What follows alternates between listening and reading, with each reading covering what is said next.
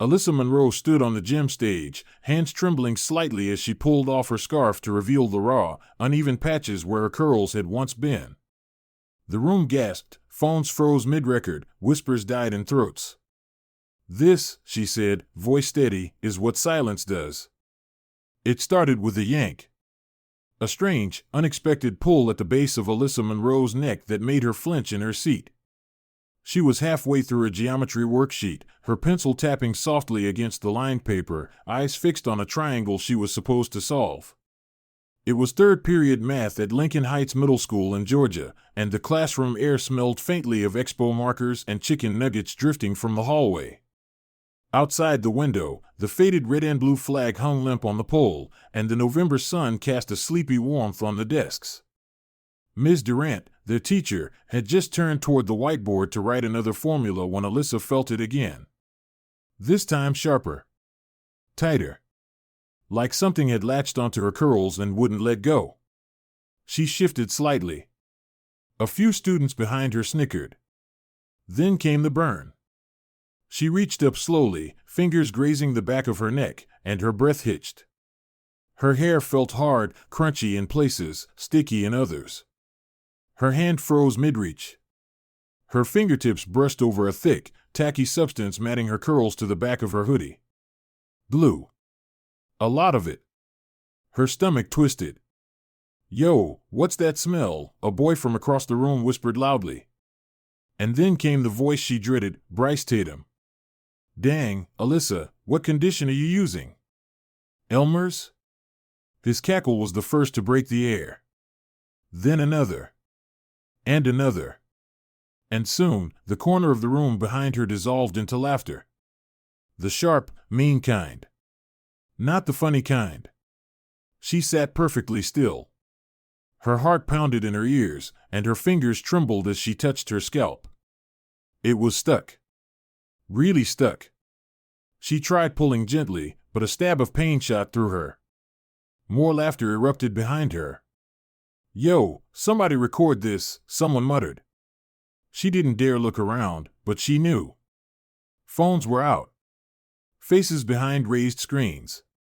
Her humiliation being recorded in 4K from the back row. And she hadn't even said a word. "Alyssa? Is something wrong?" Ms. Durant asked, still writing, not yet turning.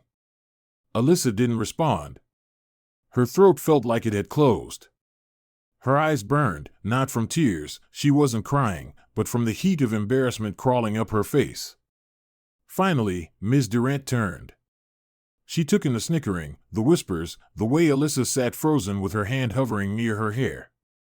Her brows furrowed. Everyone quiet down. "Alyssa?" Alyssa stood slowly. It hurt. The hair at the base of her scalp tore slightly as she moved. The pain was sharp and sudden, making her wince. A collective gasp slipped through the room. "She's gonna be bald," someone whispered. Another chuckle. But Alyssa didn't flinch. She didn't yell or cry. She just looked down at her desk, where a smear of thick, clear glue glistened under the overhead lights. On the floor near Bryce's desk was the culprit, a travel-sized bottle of Gorilla Glue, empty and discarded like the whole thing was a joke. Ms. Durant walked quickly to Alyssa's side and her face shifted from confusion to shock. "Oh no. Come with me. Let's get you to the nurse," she said quietly. In the hallway, the silence rang louder than the laughter had. The nurse, Mrs. Beasley, was kind, but she kept pursing her lips, eyes darting over Alyssa's scalp like she was calculating the damage. "We're going to have to cut it out," she said finally. "There's no other way." Alyssa's mouth was dry. "All of it?" The nurse hesitated. "It's deep. We'll try to save what we can, but it's going to hurt." Alyssa nodded once. Just once. When the assistant principal, Mr. Blake, showed up 10 minutes later, his sigh sounded more like he'd been pulled out of a meeting than summoned to deal with a crisis. "Looks like someone made a poor decision," he muttered, looking at the glue, then Alyssa, then the nurse. "Probably didn't think it'd go this far. Kids mess around sometimes." Alyssa stared at him, her jaw tightening. It wasn't messing around, she said quietly. He gave her a quick nod. We'll take it seriously. Of course. But let's not escalate things, okay? We don't want the classroom to become divided. Divided. The word echoed in her ears like a slap. Her scalp was stinging, her hair glued into a hardened mass, and he was worried about the classroom. She whispered, I didn't do anything. Mr. Blake looked away. No one's blaming you, he said, but the way he avoided her eyes said everything. The nurse handed her a headscarf from the lost and found, a faded green cloth with a tiny embroidered duck in the corner. It smelled faintly of old gym socks, but she took it anyway. Back at home, her mother Tracy barely spoke when she saw the glue. She just pulled out the scissors, sat Alyssa on a low stool in the kitchen, and began snipping slowly, carefully. The sound of the blades filled the room. Snip. Pause. Snip. With each slice, another piece of Alyssa's pride hit the floor. Thick coils that had taken years to grow. Her identity, piece by piece. Gone. Does the school know? She asked. Her voice was small. Tracy paused. Mr. Blake left a voicemail, she said. Called it a prank. Said they'll talk to the boy who did it. Didn't want it turning into a racial issue. Alyssa blinked. But it was. I know, baby. Tracy's voice was soft but edged with steel. This ain't the first time that boy said something about your hair, right? Alyssa nodded. He said it looked like a mop. Said I should wash it more. Her mother crouched in front of her, eyes fierce and gentle at the same time. Why didn't they do anything before? Alyssa asked. Because schools don't always protect the ones they should, Tracy said. But I do. That night, they didn't turn on the TV. No background noise. Just the sound of a pencil scratching paper and Tracy tapping at her phone. Alyssa wrote in a spiral notebook, line after line. Not about the glue. Not really. She wrote about how it felt to walk down hallways where people looked the other way. About how pretending to be okay just made everyone else comfortable. About how her hair wasn't just hair, it was part of her. Losing it wasn't just a bad prank. It was something deeper. Tracy didn't interrupt. She just stood behind her, rubbing her daughter's back once in a while. You sure you want to say all this out loud? She asked gently. Alyssa nodded. Yeah. I have to. Tracy took a breath. Then we're gonna need a mic. By morning, the plan was set. Tracy had emailed the school counselor and the district office. She called in a favor from a friend who worked on the school board. She wasn't wealthy. She didn't know lawyers. But she knew how to be relentless. Alyssa didn't need revenge. She needed to be heard. As she stood in front of the mirror, tying the scarf around her raw, sore scalp, she looked different. Not just on the outside. She wasn't the same girl who had sat frozen in her seat yesterday. Her heart still hurt. Her scalp still throbbed. But something inside had shifted. Grown harder. Clearer. She picked up her notebook. Her speech was folded neatly inside. She didn't know what would happen at the assembly. She only knew this: she wasn't going to let silence finish what cruelty had started. Tracy pulled the car up in front of the school and didn't say anything for a moment. Then she looked over and smiled. You got your paper? Right here. Alyssa tapped her backpack. You sure about this? I'm sure, she said. Her voice was quiet. Steady. Tracy reached over and squeezed her hand. All right then. Go show them who you are. And she would. Not with fists. Not with tears. With her voice. With her truth. With every word that had been bottled up and waiting. Today, the girl they had laughed at was going to be the one they would never forget. The next morning, the hallway smelled like floor wax and peppermint gum, and Alyssa Monroe walked through it with her head held still, steady. The pale green scarf wrapped around her scalp was tied with quiet precision, not as a disguise, but as a mark, something between a bandage and a banner. Her gray hoodie was pulled loosely over the top, not to hide, but because the wind had made the exposed spot sting a little when she stepped out of the car. Her mom hadn't said much during the drive, just held her hand at the red lights and reminded her, "Your voice matters more than their noise." Alyssa had nodded, not speaking. Her speech was folded neatly in the front pocket of her backpack, right between her math notebook and a pack of highlighters. As she passed through the front entrance, she didn't look down.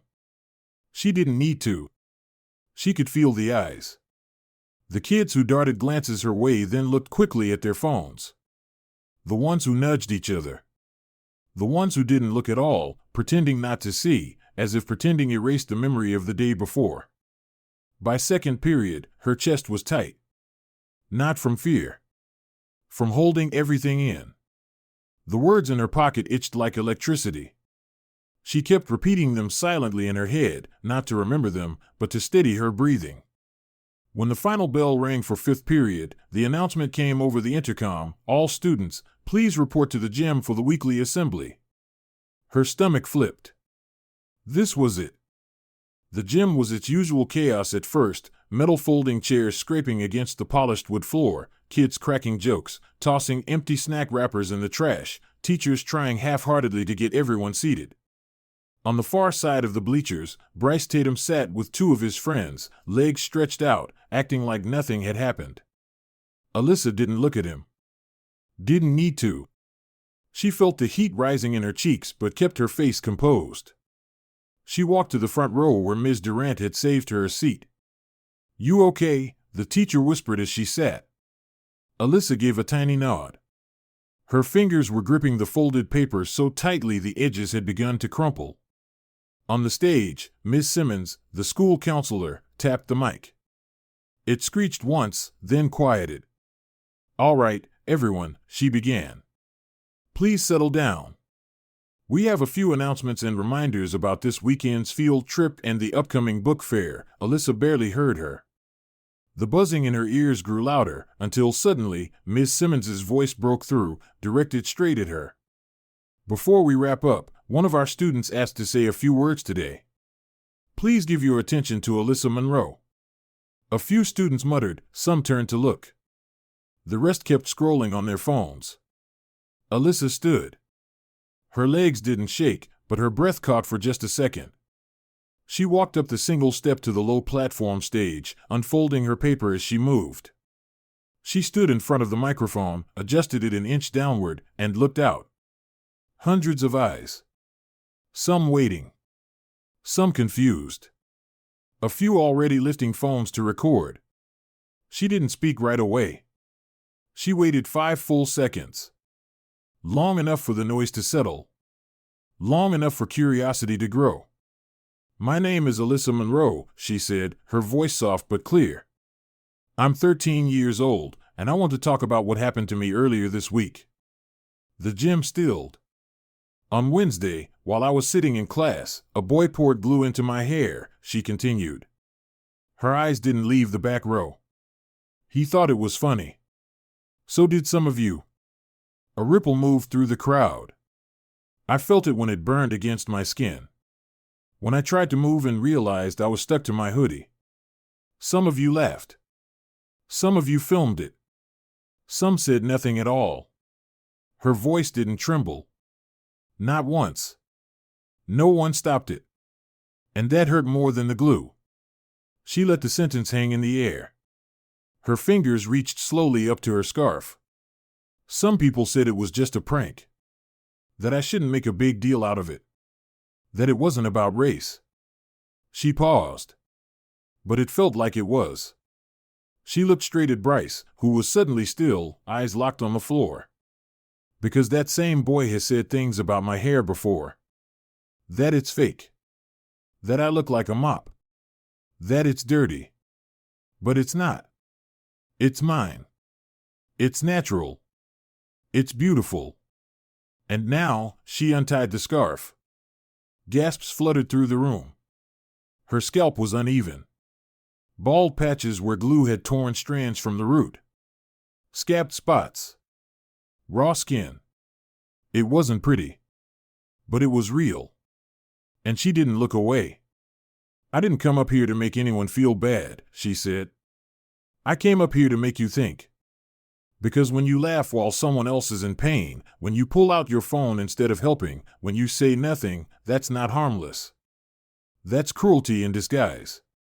The gym was so quiet she could hear someone's ringtone buzz in their backpack. I'm not broken. I'm not hiding. And I'm not going to pretend this didn't matter just to make people comfortable. She folded the scarf carefully and held it in her hand. I may have lost hair. But I found something bigger. My voice. A teacher in the corner clapped. Just once. Then another. And another. Then a student. And then the whole room erupted, not in cheers, not in noise, but in something gentler. Support. A few students stood. A girl from the back walked forward, tears streaming, and hugged her without asking. Then another. Alyssa stood still as arms wrapped around her, classmates she barely knew whispering things like "Thank you, I'm sorry, that was powerful." Miss Simmons touched her shoulder. You want to sit down now? She asked gently.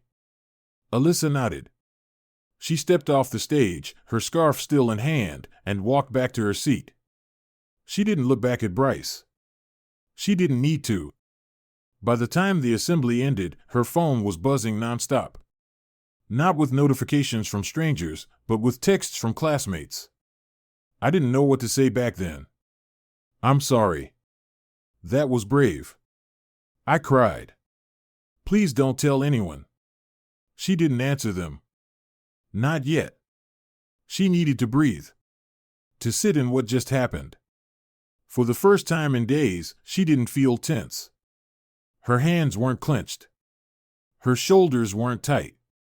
She just sat, quietly, as people around her began to look at her, not with pity, but with a kind of reverence. And that was enough. Back in the front office, the chaos was already starting. Parents had started calling before the assembly had even ended. Someone had streamed it live. By late afternoon, clips of her speech were making their way around local group chats, Facebook pages, even the school district's inbox.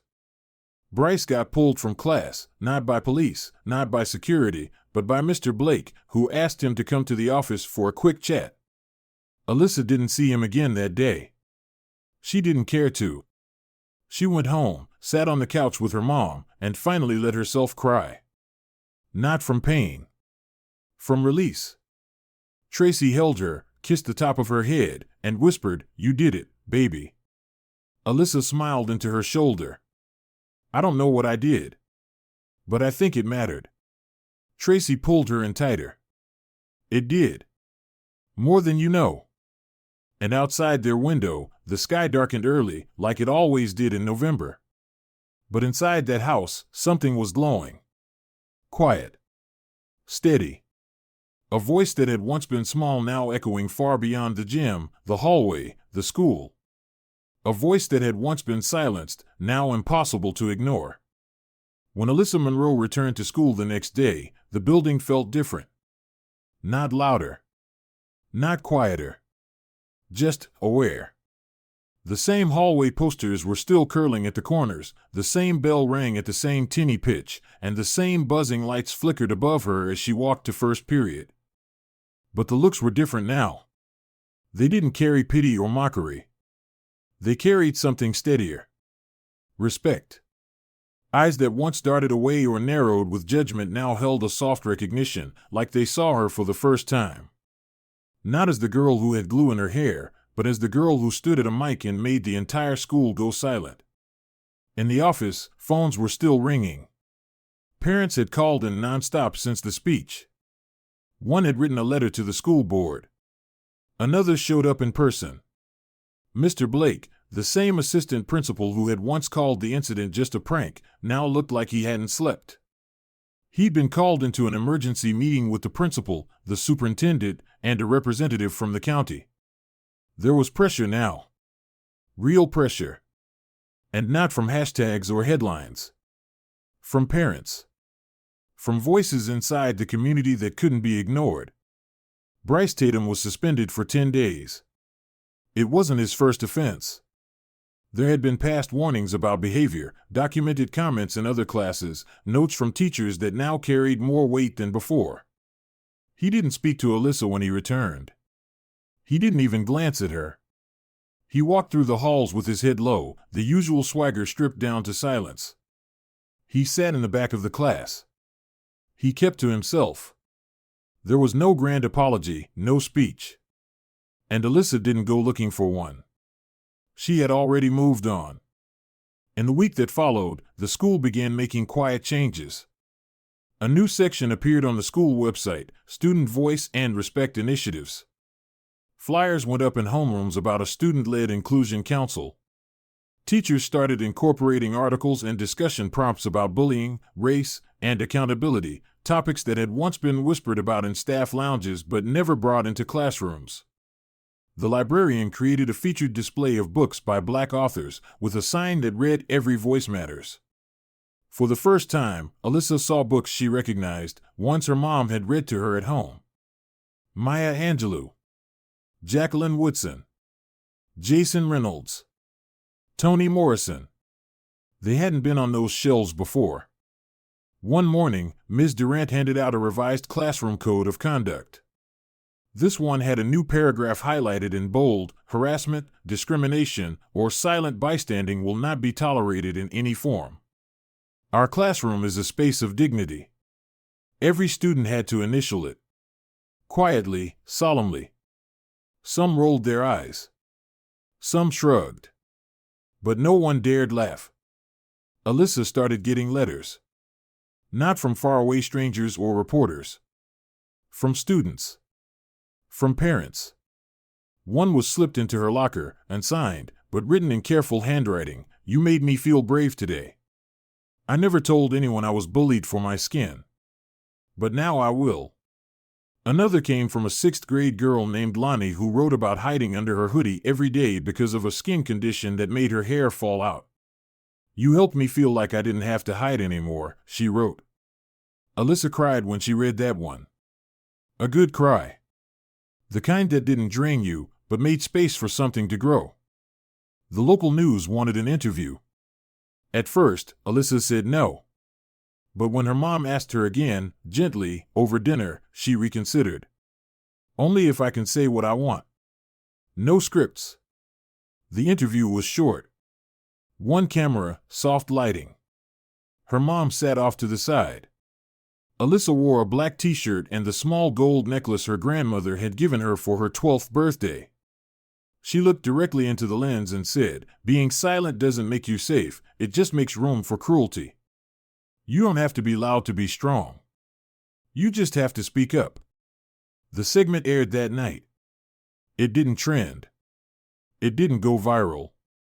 But it didn't have to. It made its way into the right inboxes. A middle school in a neighboring town requested permission to show it during homeroom. A church youth group reached out to invite Alyssa to speak at a panel. A city councilwoman tweeted the clip with the caption, "Real courage doesn't wear a cape, it carries a mic." And still, Alyssa didn't change. She still took out the trash at home. She still fed her cat, Monroe, every morning before school. She still helped her mom fold laundry and sat at the kitchen table doing homework with earbuds in. Life didn't pause just because other people finally noticed her. She still caught her reflection in the mirror and felt the sting of loss, the uneven hairline, the raw patches where glue had once burned her skin. Not just a physical loss, but a loss of innocence. Of safety. Something had been taken. But something else had been built in its place. One afternoon in the hallway, she passed Bryce and the principal walking together. Bryce didn't look up. But his steps were slower. Like he finally understood that he wasn't untouchable. That his actions had consequences. That the girl he thought would stay quiet had changed the rules of the game. Later that week, during science, the lesson took an unexpected turn. Miss Cardenas, the teacher, paused after explaining the week's lab and said, "Before we start, I want to talk about something more important than the periodic table." The class blinked at her. What does it mean to be responsible for one another? She asked. What does it look like to create a classroom where people feel safe, seen, and respected? It wasn't in the textbook. But everyone listened. One day, a younger student, a seventh grader named Zoe, waited for Alyssa outside the cafeteria. She looked nervous, clutching her backpack straps. "Hey," she said. "I saw your speech. I just wanted to say, I'm growing my curls out again." Alyssa tilted her head, surprised. "Really?" "Yeah," Zoe said, smiling shyly. "My mom keeps telling me to straighten it for school pictures. But I don't want to anymore. Because of you." Alyssa nodded slowly. "You don't have to change it," she said. Zoe smiled. "I know that now." A few weeks later, just before winter break, the principal called Alyssa into the media center. Miss Simmons was there, too. "We're creating a new anti-bullying campaign for the school," the principal explained. "We want to make it real. Student voices. Not posters no one reads." Miss Simmons looked at her gently. "Would you be willing to record a message?" Alyssa hesitated. "Only if I can write it myself." "Of course," the principal said. "That's the whole point." They recorded it that Friday. No fancy set. Just a backdrop with the school logo and a single camera. Alyssa sat straight, no hoodie, no scarf, just herself. She looked into the lens and spoke with calm, steady strength. "There was a time I thought being invisible kept me safe. That if I didn't speak, no one could hurt me. But I learned the hard way, silence doesn't protect you. It just gives other people the chance to keep doing harm without consequence." She paused. "If you're hurting, speak up. If you see someone being hurt, speak up. You don't have to shout. You just have to stand." The video played in every homeroom the following Monday. Teachers watched it with students. Some wiped their eyes. Some sat very still. The silence after the final frame wasn't heavy. It was thoughtful. Alyssa never got an apology from Bryce. But she didn't need it. What he had tried to take, her dignity, her voice, had already grown into something stronger. Her hair was coming back slowly. Not perfectly. Still uneven. Still sensitive. But it was hers. And that was enough. What mattered more wasn't what people said. It was what they did. How they listened. How they changed. One small ripple at a time. And Alyssa, the girl who once sat silent with glue hardening on her skin, was now the reason an entire school had begun to see and hear differently. She hadn't set out to be a symbol. She had just wanted to be heard. But sometimes, being heard is exactly what changes everything.